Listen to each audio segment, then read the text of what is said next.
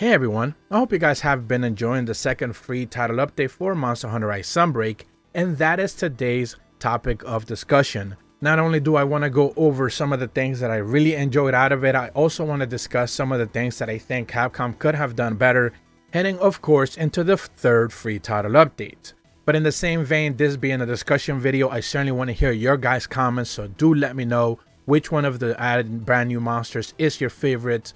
Which one of the Afflicted Investigation monsters has been the toughest engagement for you so far? Which one of the new features has been something you've liked, something you haven't necessarily liked, especially when it comes to some of the paid DLC weapon options, which has been a hot topic of discussion.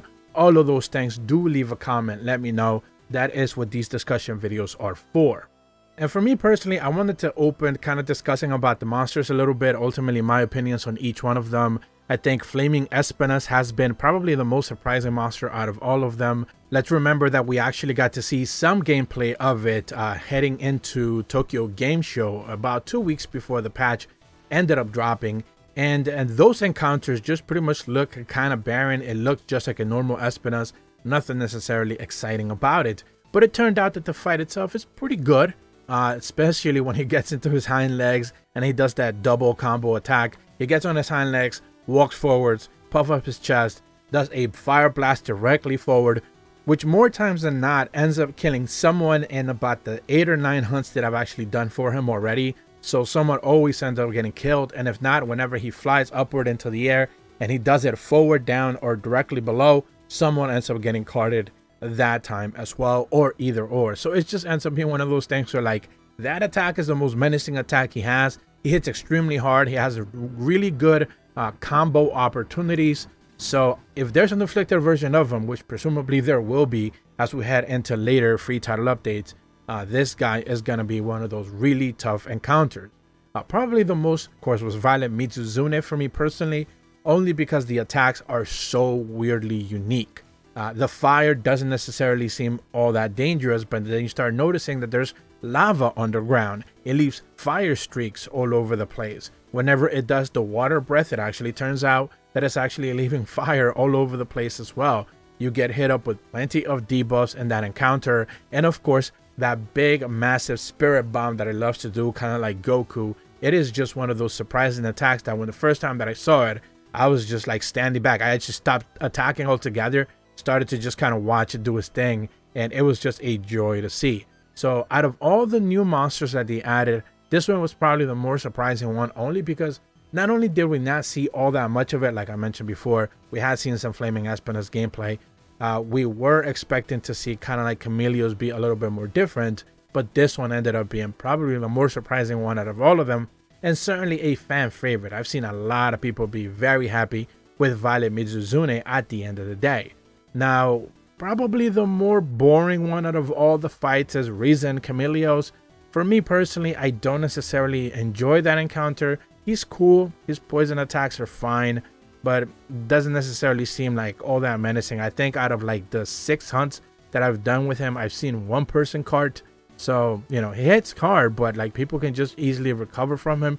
He doesn't necessarily combo you all that well. So from my experience, I haven't necessarily seen him to be all that menacing.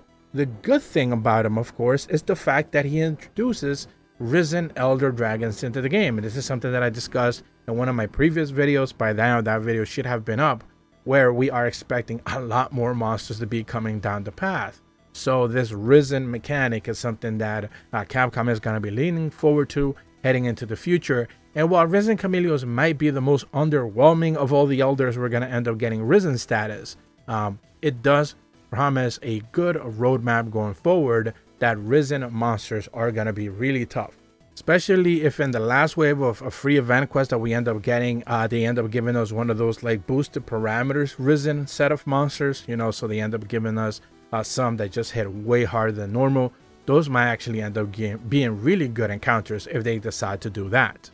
Now, probably one of the more lackluster and also featured additions to this free title update was supposed to be the Anomaly 6-star monsters, but for me personally, they all ended up getting kind of like a disappointment. I think Anomaly Gore Magala was one of the more interesting encounters, but Anomaly Betelgeuse is really not much of an encounter. Anomaly Espinas really is just the same thing unless you actually get caught up with the combo. You never really should be put in danger. Anomaly Rajang is probably the most disappointing out of all of them because Rajang is supposed to be a threatening monster, but his anomaly version is just kind of like the same thing. He doesn't seem to hit all that hard either. So every single time that I fought him, which has been almost 12 times by now, it just hasn't really done anything. It just, I don't have a highlight moment fighting that thing. It just doesn't stand out. And Anomaly Pyraknagadaki is no different than normal Raknagadaki in the sense of like, it just has too many weak spots. It does that big bulby thing on the back and then just instantly gets destroyed by gunners. So, you know, it's just one of those things where like, it just doesn't necessarily feel like they really did much other than just up the numbers, up the damage, and called it a day. So, you know, I guess that's what anomaly monsters are. The grind to 120 wasn't even all that difficult. This is something that I was discussing heading into the, you know, free title update number 2, as they were going to raise the numbers from the level cap to 100 to 120. And, you know, I got to 110 to be able to make that video as you unlock the anomaly 6-star quests. But then the grind from 110 to 120 was not necessarily all that hard. It was extremely fast. I did it mostly to kind of like gather some of the new materials that they were added in for the anomaly investigations. And other than that, didn't necessarily stand out. Nothing really sticks out like, oh, these monsters were in a good engagement or anything like that. So anomaly 6-star monsters were a little bit of a disappointment. I'm hoping that the next wave, of course, anomaly 7-star monsters, we discussed this a few weeks back, maybe about a month ago when I discussed the data mine for that.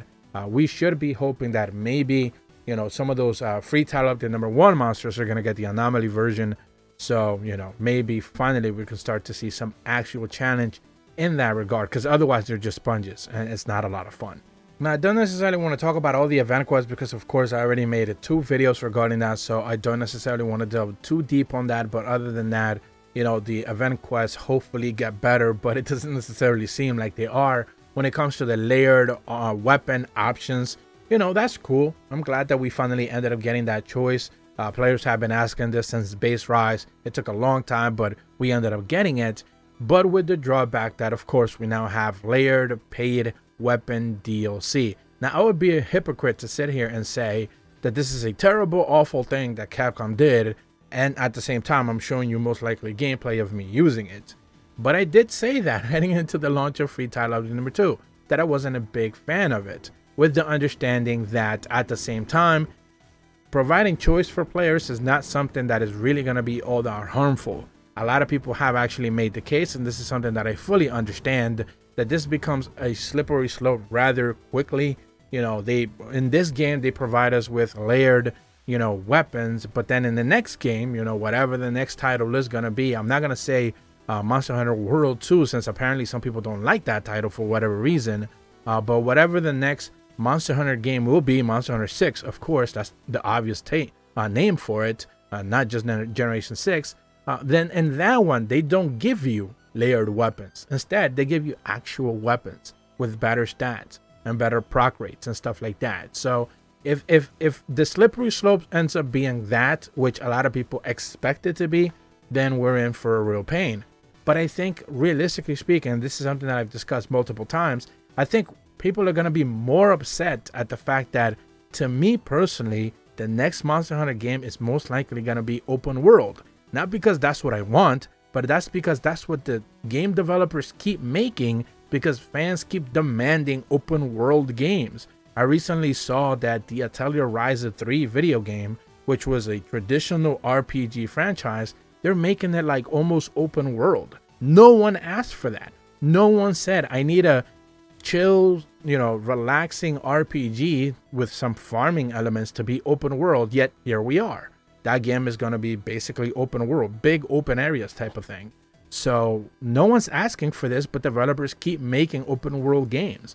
So to me, it doesn't necessarily would come to much of a surprise when we end up getting a reveal for whatever the next Monster Hunter game is, and it's an open world game. And that doesn't sound fun to me. That completely removes the base, you know, engagements that we have right now. And that's something that people are going to be too focused on discussing that to discuss paid weapon DLC or paid, you know, armor layered, whatever. And it's just going to be like a completely different discussion. So While a lot of people see some really dark doom and gloom regarding the introduction of paid weapon DLC, I kind of see it both ways. I understand why they're doing it. It doesn't surprise me. They've been doing it with Armor.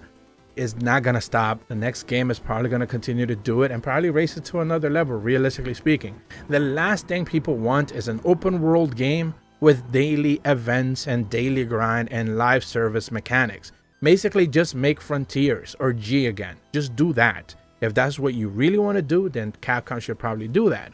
But if they're not going to do that, and the next mainline Monster Hunter game is something like that, or akin to that, then whenever they introduce more paid weapon DLC, that is going to be the last thing people are going to be discussing, because they're going to be too busy discussing other things that they're not too happy about. So I think at the end of the day, I'm not necessarily too upset about it. You know, obviously I ended up buying at the very least one of the weapons. I don't think I'm going to buy any more. But at the same time, you know, I didn't really spend any money since I bought Sunbreak. And this is, I just spent another $2, $2.50 I think it was, for the paid weapon DLC. And I spent coins on it, which I had from the Nintendo, you know, thing or whatever. So technically I didn't even have to pay for anything. So that is that. But I certainly want to hear your guys' feedback, your guys' opinions. What do you think about the paid DLC? I know a lot of people are very divisive one way or another. What do you think of the event quest? What do you think about the monsters? Ultimately, this type of discussion videos are for you guys. So certainly would love to read the comments. Definitely I'll be down there. So do let me know what you guys think. If you're brand new to my channel, be sure to leave a like and subscribe. Hit the bell to receive notifications when the videos go up. And as always, thank you so much for watching. See ya.